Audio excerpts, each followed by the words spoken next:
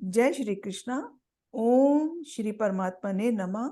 श्रीमद् भगवद गीता अध्याय 7 श्लोक नंबर 18। श्री भगवान उवाच उदारः सर्व एवेतै ज्ञानी तवा तमेव मे मतम् अस्थितः स हि युक्तात्मा मामेवानुत्तमां गतिम्।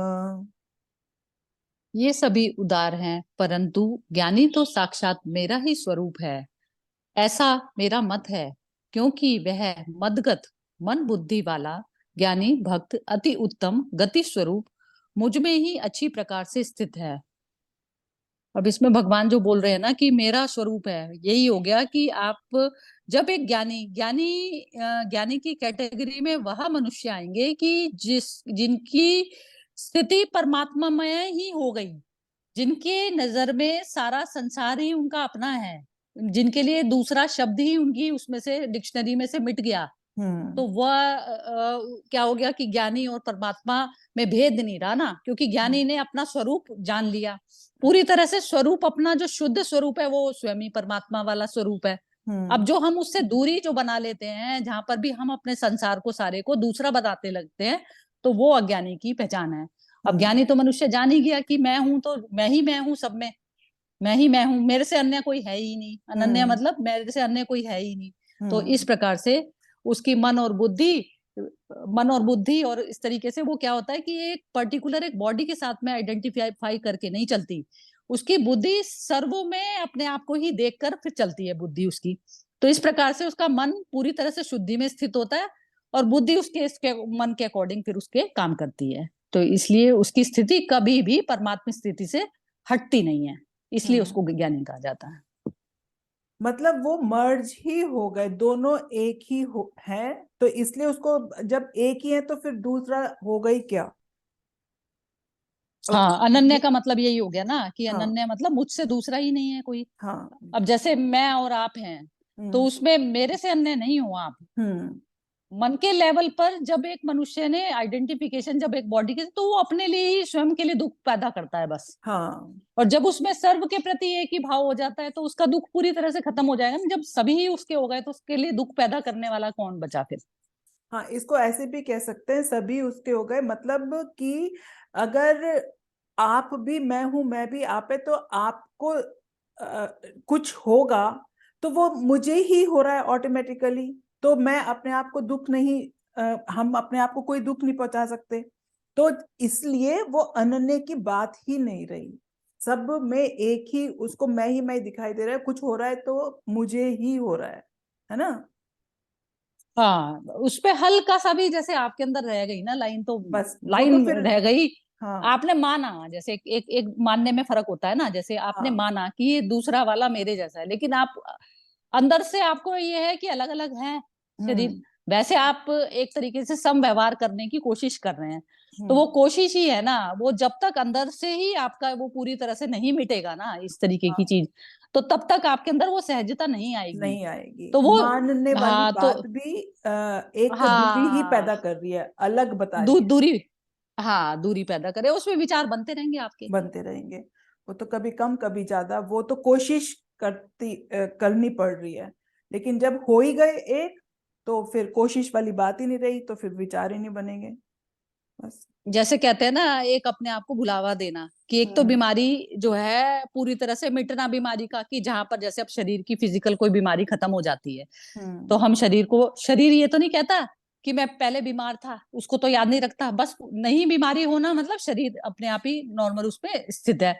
ऐसे ही हम्म मन में होता है। मन में जो विचार शून्य जो अवस्था आती है मन की भी, तो वो स्थिति तभी नॉर्मल होगी जब पूरी तरह से बीमारी आपकी गायब। तो उसमें ये नहीं होगा कि आपके पास पहले थी बीमारी अब नहीं है, बस आप फिर मौन ही हो जाते हो। ये हम्म नहीं कहते ना कि मैं पहले ऐसे बीमार था, ये नहीं हम्म कहते, फिर अब बीमारी दूर हो जाती है। तो उसमें हम्म क्या होता है, विचार शून्य स्थिति जो है आ जाती है, तो वो उसको कहते हैं 100% हेल्दी हेल्दी सिचुएशन। और वो उसमें हम्म। से क्या होता है, करोड़ों में से कोई एक आध मनुष्य जो है ऐसी स्थिति में पहुंच पाता है। अदरवाइज तो पूरा सारा जगत ही बीमार की कैटेगरी में आएगा, क्योंकि किसी को कुछ किसी ऐसी को बीमारियां सबको लगी पड़ी हैं। भ्रम में रहते हैं कि हम इसके साथ एक हो गए, कभी अपने परिवार के साथ, कभी या किसी दूसरे के साथ। लेकिन होता ऐसा नहीं है ना। वो मतलब मौन की स्थिति पता चलेगी, जैसे बस मौन ही हो जाएगा अपने, वो फिर वो हाँ, शब्द नहीं रहते उसके पास शब्द में। अब जब जब शब्द से कहे कोई मनुष्य, तो वही हो गया ना, वो भी ढोंगी कर रहा है, ढोंगी कर रहा ढोंगी है, मनुष्य दावा हुआ वो। करना। हाँ, हाँ, दावा करना, क्लेम। बहुनाम जन्मनामन्ते ज्ञानवान् मम प्रपद्यते वासुदेवः सर्वमिति स महात्मा सुदुर्लभः। बहुत जन्मों के अंत के का जन्म में तत्व ज्ञान को प्राप्त पुरुष सब कुछ वासुदेव ही है, इस प्रकार मुझको भजता है, वह परमात्मा अत्यंत दुर्लभ है। अब यहाँ महात्मा। पर भी देखिए भगवान महात्मा, महात्मा हम्म। वही हो गया कि हम्म। महात्मा भी महात्मा को भी उस तरीके से नहीं लेंगे कि जैसे एक नॉर्मल मनुष्य जो संसारिक मनुष्य है वह कहता है कि इसने ऐसे कपड़े पहने हैं तो उसको वो महात्मा समझता है। हम्म। महात्मा ये हो गया कि मन का पूरी तरह से खाली हो जाना, खाली जाना। जीरो, हम्म। जीरो मन की दशा महात्मा है। हम्म।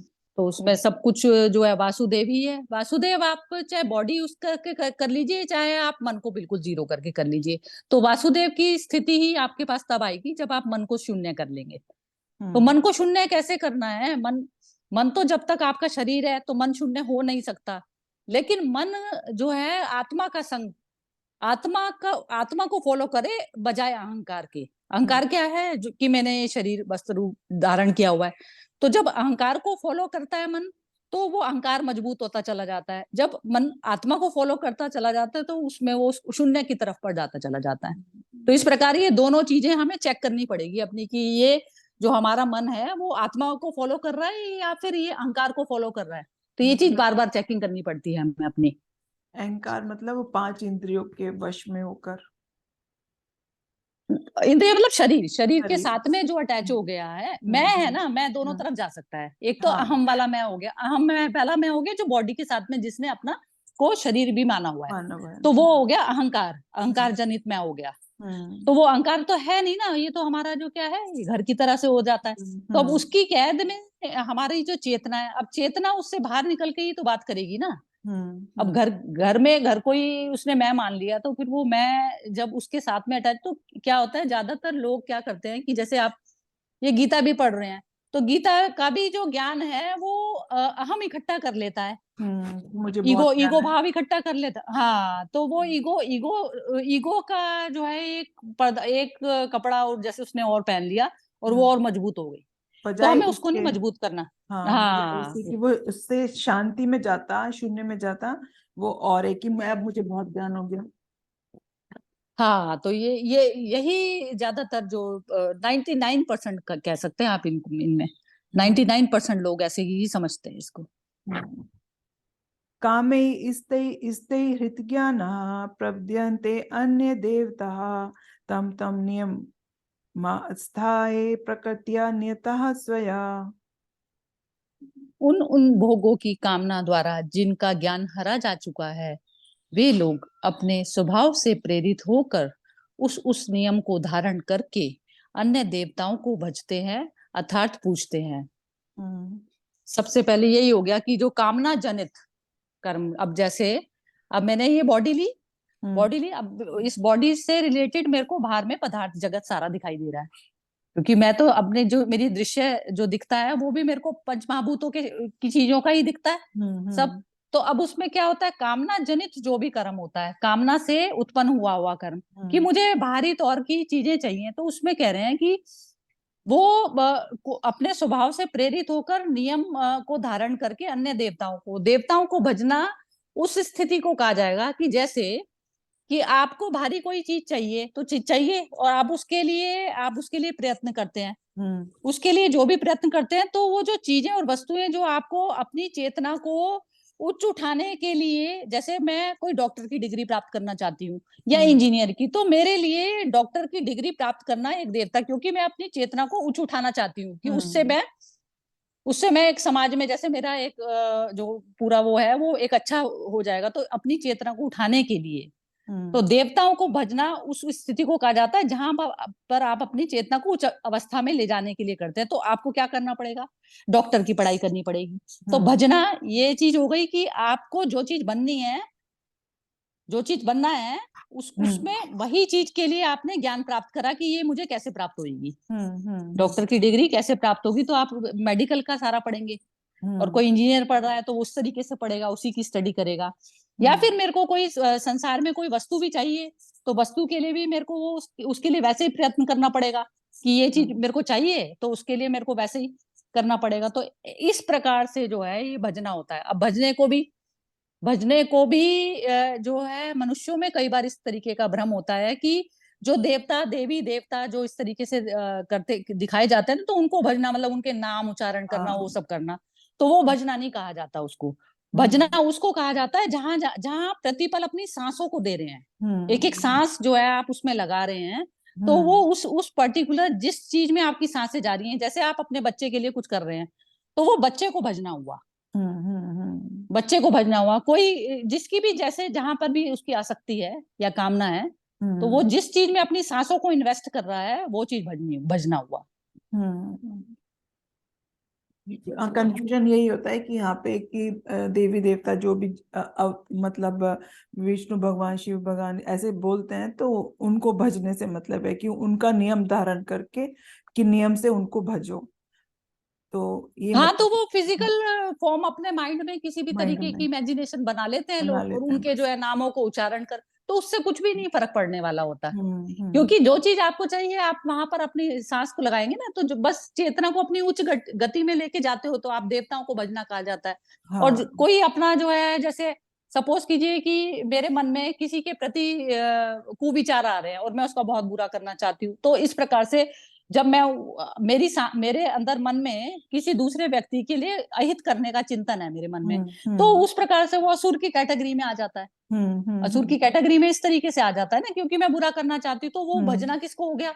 वो भजना ये असुर हो को। गया कि जैसे जो कोई, हाँ, असुर को भजना हो गया। या फिर कोई कहते हैं ना कि वो उसको बचते हैं क्या, उसको बोलते हैं, जैसे पुराने जो लोग, कोई किसी की कोई डेथ हो जाती है, कुछ हो जाता है, तो फिर वो उनको बोलते हैं ना, उसको भज रहे हैं, अपने पूर्वजों को भजना या वैसे भजना। तो इस प्रकार से ही होती है ये सब चीजें।